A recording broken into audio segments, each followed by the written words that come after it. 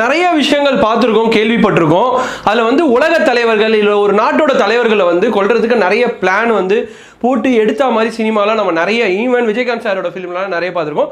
But ரியாலிட்டியில் அந்த மாதிரி வந்து ஒரு விஷயம் நடந்தால் எப்படி இருக்கும், அதுக்கான பிளானு இல்லை உலக நாடுகள் வந்து ஒரு பர்டிகுலர் தலைவர்களை இப்போ வந்து கார்னர் பண்ணோம் இல்லைனா வந்து அவங்கள வந்து ஏதோ ஒரு மோட்டிவுக்காக வந்து ஏதாவது பண்ணணும்னு நினச்சா எந்த அளவுக்கு அது ஒரு எக்ஸ்ட்ரீம் லெவலில் போகும், அது எப்படி ஒரு டிப்ளமேட்டிக்காக தலைவர்கள் ஹேண்டில் பண்ணுறாங்க அப்படின்றது தான் இந்த வீடியோவில் பார்க்க போகிறோம். என்ன நடந்தது ஆகஸ்ட் 31 பங்களாதேஷ் டாக்காவில் என்ன நடந்தது, செப்டம்பர் 2 இந்திய பிரதமர் மோடி அவர்கள் டெல்லி செமிகான் சம்மிட்ல என்ன பேசினாருன்றதான் இந்த வீடியோவில் நம்ம டீட்டெயிலாக பார்க்க போகிறோம். ஸோ இது மாதிரி வேர்ல்டு லெவல் பாலிடிக்ஸ் மட்டும் இல்லாமல் நம்ம உள்ளூர் செய்திகள் எல்லாத்தையும் ரொம்ப டீட்டெயில்டாக ஷார்ட் அண்ட் கிறிஸ்பாக தெரிஞ்சுக்கணும்னு வச்சிங்கன்னா மறக்காம கார்த்திக் ரவிச்சந்திரன் சேனலை சப்ஸ்கிரைப் பண்ணி வச்சுக்கோங்க. ஆகஸ்ட் 31 அதாவது ஷாங்காய் கோஆபரேஷனோட ஒரு சம்மிட் மீட்டிங் வந்து பங்களாதேஷ் பகுதியில் தாக்கா அப்படின்ற ஒரு இடத்துல நடக்குது. ஓகேங்களா, அதில் வந்து இந்திய பிரதமர், சைனா பிரதமர், ரஷ்ய அதிபர் இவங்க எல்லாருமே வந்து பங்கேற்கிறாங்க. ஸோ என்ன நடக்குது அப்படின்னு பார்த்தீங்கன்னா, இது ஒரு முக்கியமான மீட்டிங். ஆல்ரெடி அமெரிக்கா வந்து பயங்கரமாக டேக்ஸ் போட்டுட்ருக்காங்க இந்தியா, ரஷ்யா, சைனா இந்த மாதிரி கண்ட்ரீஸ்க்கு. ஸ்பெஷலாக இந்தியா வந்து ரஷ்யா கிட்ட ஆயில் வாங்குறதுனால டேக்ஸ் போட்டுட்ருக்காங்க. சைனாக்கு டிஃபால்ட்டாகவே இவங்களுக்கு செட் ஆகாது, அதனால் எப்படிலாம் இம்ப்ளிமெண்டேஷன் ஆஃப் டேக்ஸ் பண்ண முடியுமோ எல்லாமே பண்ணிட்டுருக்காங்க. ஸோ இவங்க எல்லாருமே ஒன்று கூடனா, அதாவது நீங்கள் இந்த இடத்துல ரஷ்யான்ற ஒரு கண்ட்ரியை ஒதுக்க முடியாது, பட் பவர் வைஸ் ரொம்ப ஸ்ட்ராங்காக இருந்தாலும் பாப்புலேஷன் வைஸ் ஸ்ட்ராங்காக இருக்க 2 கண்ட்ரி அப்படின்னு பார்த்தீங்கன்னா இந்தியா அண்ட் சைனா தான். கிட்டத்தட்ட 146 கோடி மக்கள் தொகை, அதே சமயம் இந்த சைடில் 140 கோடி மக்கள் தொகை. உலகத்தில் இருக்க மக்களில் 1/3 கிட்ட இருக்க ஒரு 2 கண்ட்ரிஸ் ஒன்றா சேர்ந்தாங்கன்னா கண்டிப்பாக நிறைய மாற்றங்கள் நடக்கும். கண்டிப்பாக வேறு நாடுலாம் பயப்படும். ஈவன் நிறைய பவர் இருந்தாலும் சரி, பணம் இருந்தாலும் சரி, மக்கள் தொகை பேக்கப் இருக்க நாடுகள் உண்மையாலுமே எப்பவுமே ஒரு ஒரு ஒரு ஸ்டாண்டர்டில் ஹை தான் எப்படி பார்த்தாலும். ஃபார் எக்ஸாம்பிள் எப்படின்னு பார்த்தீங்கன்னா, அமெரிக்காவில் இந்தியாவிலேருந்து போயிட்டு அமெரிக்காவில் வேலை செய்கிற நிறைய இந்தியன்ஸ் இல்லை துபாய், யூஏஇ, இன்னும் நிறைய கண்ட்ரிஸ், யூகே, யூஎஸ் இந்த மாதிரி சொல்லிட்டு போயிட்டே இருக்கலாம். அந்த மாதிரி கண்ட்ரீஸில் இருக்கவங்க இங்கே வந்து லைக் ஸ்டார்ட் அப்ஸ் மாதிரி இல்லை நிறைய விஷயங்கள் பிஸ்னஸ் ஓரியன்டாக பிரெயினியாக யோசிச்சு பண்ணுறதுக்கு இப்போ பாசிபிலிட்டி நிறைய உருவாகிட்டு இருக்கு. சப்போஸ் அப்படி ஸ்டார்ட் பண்ணால் எஸ் மக்கள் தொகை அதிகமாக இருக்கவங்க எல்லாருமே யோசிக்க ஆரம்பிச்சிட்டாங்கன்னா வேற லெவலில் நம்ம கண்ட்ரி வளரும். ஸோ அந்த மாதிரி ஒரு முக்கியமான மீட்டிங் தான் இந்த ஷாங்காய் கோஆபரேஷன் சமிட். இது வந்து தாக்காவில் பிளான் பண்ணுறாங்க. எஸ், ரஷ்ய அதிபர், இந்திய பிரதமர், அப்புறம் வந்து சைனாவோட அதிபர் இவங்க எல்லாருமே வந்துடுறாங்க.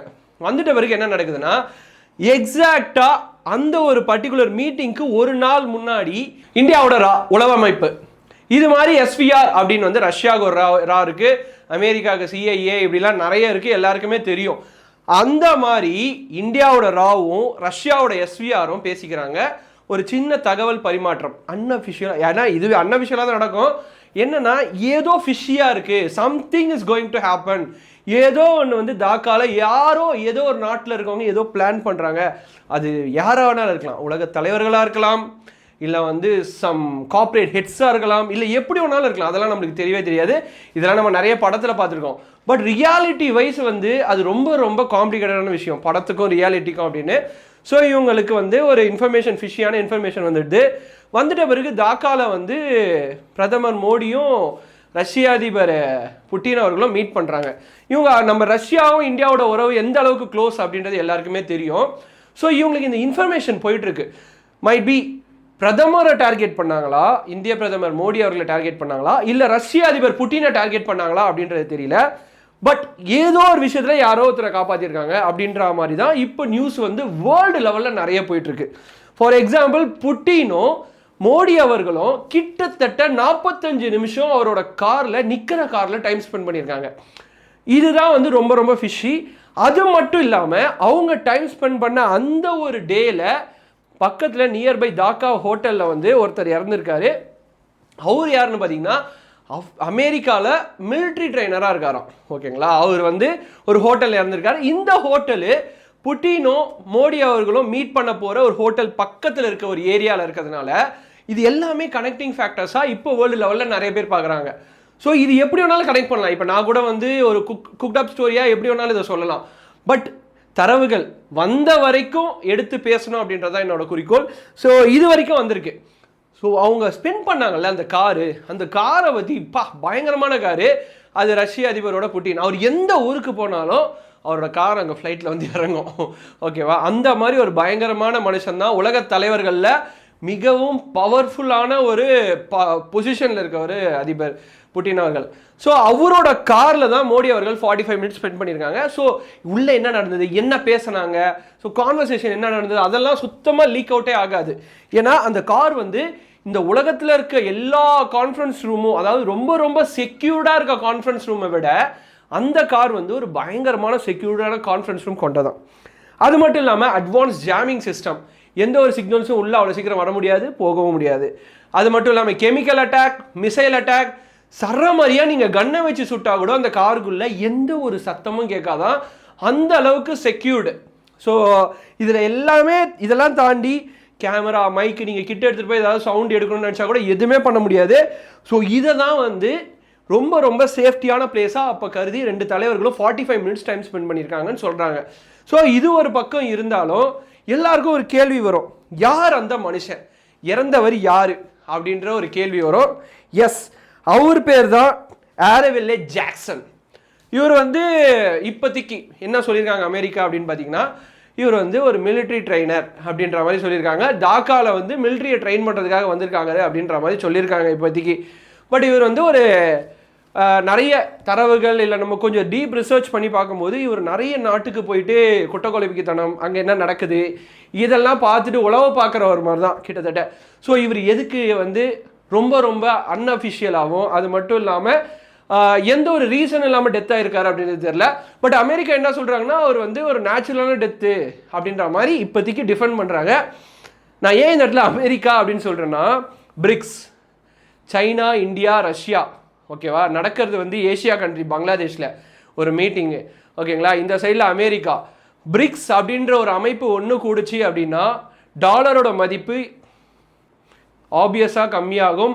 இதுக்காக அமெரிக்கா இதை நான் பண்ணாங்கன்னு சொல்ல வரல, இது பிளான் பண்ணாங்கன்னு நம்ம சொல்ல வரல. எதுவுமே நம்மளுக்கு ஒரு தரவுகள் இல்லைனா வந்து ஒரு அஃபிஷியல் இன்ஃபர்மேஷன் வர வரைக்கும் நம்மளால் பேச முடியாது.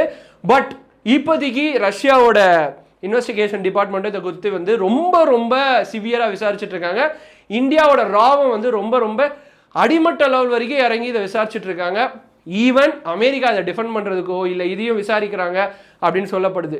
ஸோ இதெல்லாம் பார்க்கும்போது ஒரு சினிமேட்டிக்காக இருந்தாலும் உண்மையான நிகழ்வுகளை வந்து கிட்டத்தட்ட நடந்து 3 மாதம் கழித்து மோடி அவர்கள் கடந்த செப்டம்பர் 2ஆம் தேதி இங்கே டெல்லியில் நடக்கிற ஒரு செமிகான் சம்மிட்டில் பேசியிருக்காரு அப்படின்றது தான் ஒரு விஷயம். ஏன்னா நடந்தது ஆகஸ்ட் 31, ஓகேங்களா, ஒரு 3 நாள் கழித்து பேசியிருக்காரு. பட் இவ்வளோ நாள் பேசப்படாததுக்கான ரீசனும் அது யாருமே சீரியஸாக எடுத்துக்கல. இப்போ வந்து உலக லெவலில் அல் ஜசீரா, பெரிய பெரிய பிபிசி நியூஸ், இந்த மாதிரி இடத்துலலாம் நியூஸு கசியவே தான் இதை பற்றி பேசப்படுது. மோடி புட்டினை வந்து கொல்றதுக்கு பிளான் பண்ணாங்களா அப்படின்னு பேசப்படுது. ஸோ அவர் அந்த டெல்லி செமிகான் சமிட்டில் என்ன சொல்லியிருக்காருன்னா, நிறைய பேர் கிளாப் பண்ணும்போது நான் இங்கே வந்ததை நினச்சி சந்தோஷப்படுறீங்களா, இல்லை நான் வந்து அங்கே மீட்டிங் அட்டன் பண்ணதை நினச்சி சந்தோஷப்படுறீங்களா அப்படின்னு சொல்லி கேட்டார். யாருக்குமே எதுவுமே புரியல. ஆனால் ஒரு இந்தியாவுக்குள்ளே இருக்க நிறைய லீடர்ஸை வச்சுட்டு பேசும்போது அங்கேயும் ஒரு குதர்க்கமான பேச்சு தென்பட்டுது. அது யாராவது உண்மையாலுமே உங்களை பார்த்து தான் நான் பேசுகிறேன் அப்படின்னு சொல்லி பேசுகிறாரா, இல்லை வேர்ல்டு லீடர்ஸ்க்கு வந்து ஒரு எச்சரிக்கை கொடுக்குறாங்களா ரஷ்யாவும் இந்தியாவும் சேர்ந்து அப்படின்ற மாதிரி நிறைய கொஸ்டின் மார்க் இருக்குது. ஸோ மூவிங் ஃபார்வர்டு இது என்னென்ன மாதிரி நோக்கத்தில் போகும், என்னென்ன மாதிரி ஆங்கிளில் விசாரிச்சு அதுக்கான இன்ஃபர்மேஷன்ஸ் இல்லை ரிசல்ட்ஸ் வருதுன்றதை பொறுத்து தான். ஸோ பார்ப்போம் என்ன நடக்குது.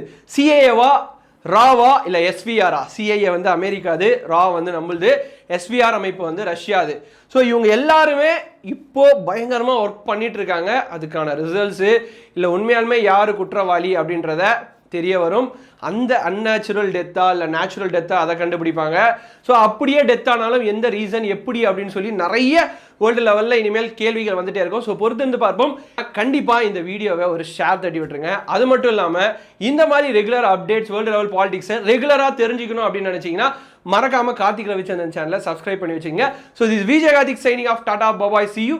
தண்ணியை கம்மியாக யூஸ் பண்ணுங்கள், பிளாஸ்டிக்கை யூஸ் பண்ணாதீங்க. பபாய்.